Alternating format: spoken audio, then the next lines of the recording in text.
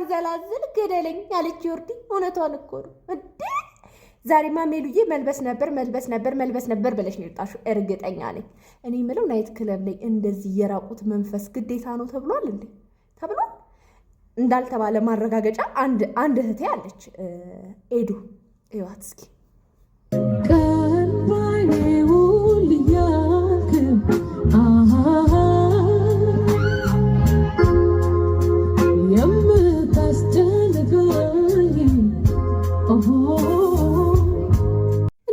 ለምንድን ነው ናይት ክለብ ውስጥ በሀበሻ ቀሚስ ምናምን የተለያየ እኮ የብሔር ብሔረሰብ አልባሳት አለ። ለምንድን ነው ራቁቱን እየመረጥን የምንለብሰው? በጣም እኮ ቆንጆ ባህል ያለን ሰዎችን ግጥም ያለ ሽፍንፍን ያለ ምናምን ሽፍንፍን ስንል እኮ ነው የምናምረው። ምንድን ነው የሚያገላለጥ?